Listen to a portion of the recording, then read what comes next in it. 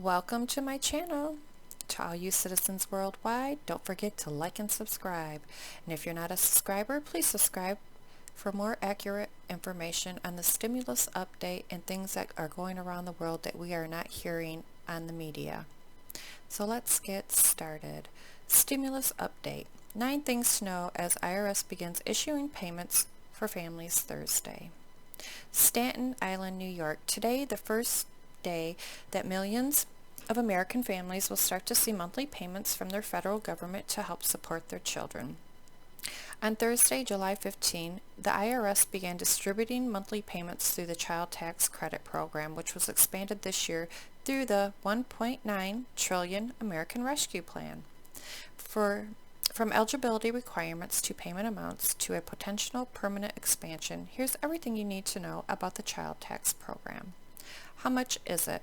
The Child Tax Credit has been expanded from $2,000 per child annually to as much as $3,600 per child. Families will receive $3,600 for each child under the age of 6, while receiving $3,000 for each child between the ages 6 and 17. Does everyone qualify? Like the stimulus check, the expanded child tax credit benefits include reductions in cutoffs for individuals earning higher incomes. The full $3,000 and $3,600 credits will be available to individual taxpayers earning less than $75,000 and married couples earning under $150,000.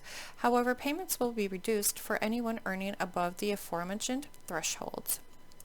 The expanded benefits will be reduced by $50 for every additional $1,000 in income over the $75,000 and $150,000 thresholds. The reduction in benefits will level off at $2,000 per child for those earning higher incomes. Through individuals earning more than $200,000 and couples earning more than $400,000 will not qualify for the child tax credit benefits at all. How will families receive the money? American families will receive their expanded child tax credit in 2 phases. The first half, it will come via advanced monthly payments, which will run from July through the end of December. The other half will be claimed on residents' annual 2021 tax return. How do I calculate my payments? Here are some of the examples of how to calculate your expanded child tax credit and monthly payments. An individual earning less than $75,000 with a 4-year-old and a 7-year-old child would be eligible for $6,600 child tax credit benefits, $3,600 for the 4-year-old, and $3,000 for the 7-year-old.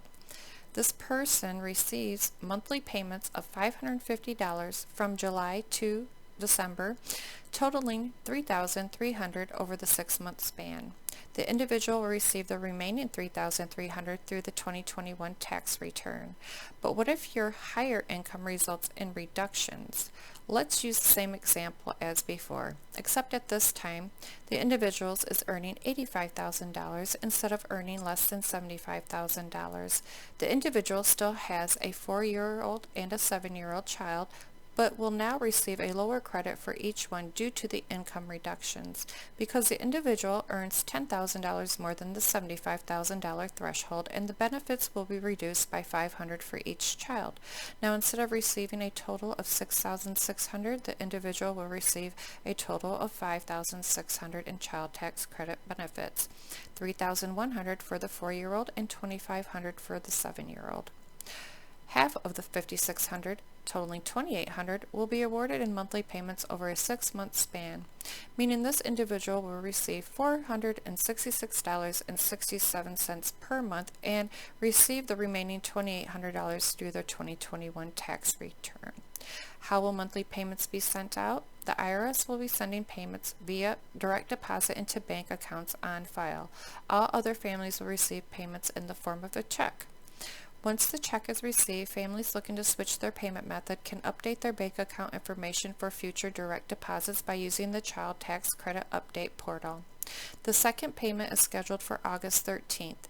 For that payment and monthly deposits through December, updates to bank account information must be made by August 2nd.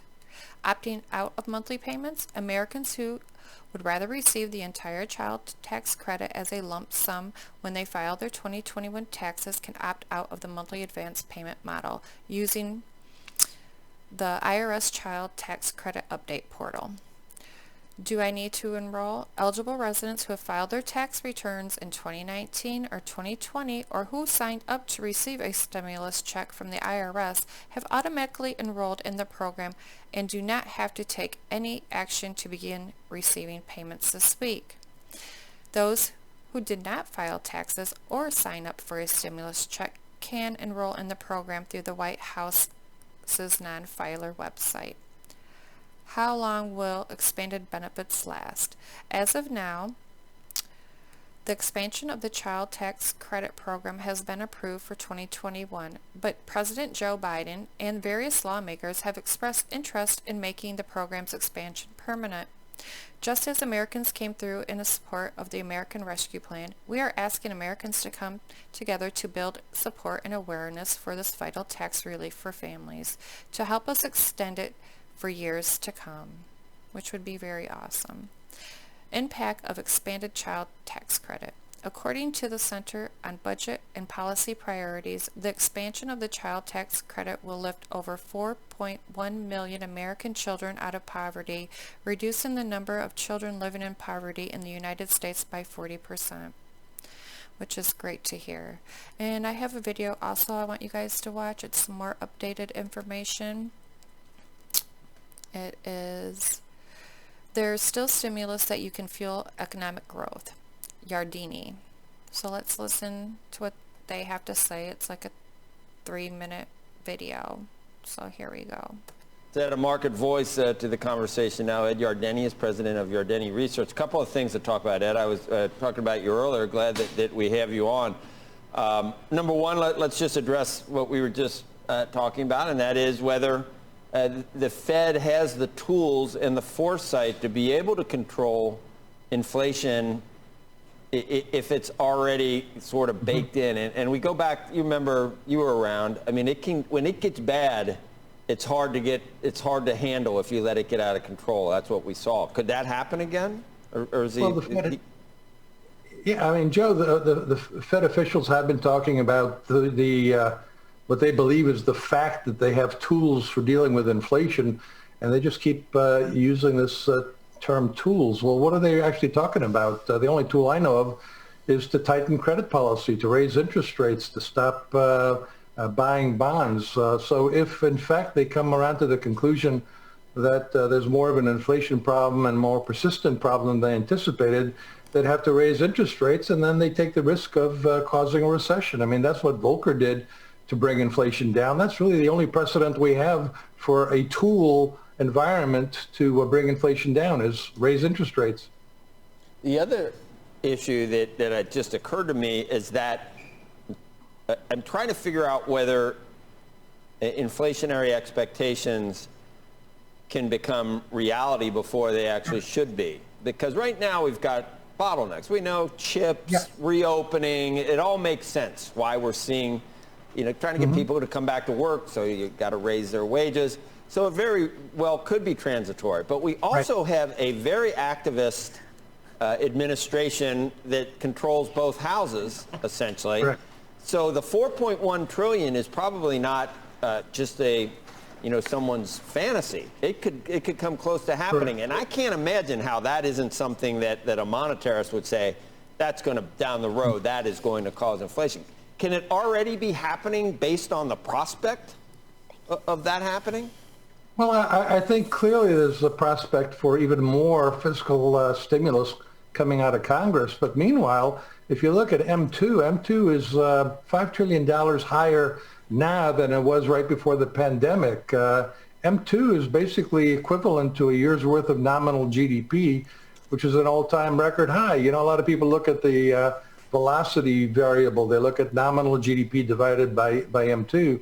I like to look at it the other way and point out that we've got a year's worth of nominal GDP in M2 today, and that means that there's a tremendous amount of stimulus still left over, if you will. It's kind of been parked or in liquid assets that could continue to fuel very strong nominal economic growth. And since we are basically having real GDP at an all-time record high during the quarter just ended, that could certainly produce more inflationary pressures.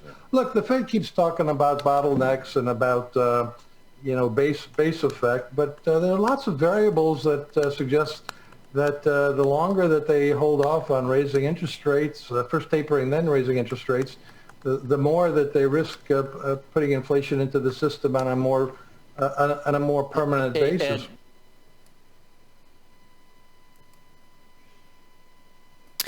I don't agree with inflation.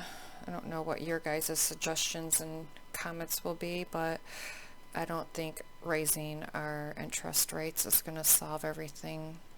I think that's just getting more money out of our pockets to make them even richer, in my opinion. But if you have any comments, any suggestions, please leave it in the comment box, and please don't forget to like and subscribe. And you guys have a wonderful day, and I'm going to look at some more stuff and come back with you with some more information on some different things later. So you guys have an awesome day, and God bless.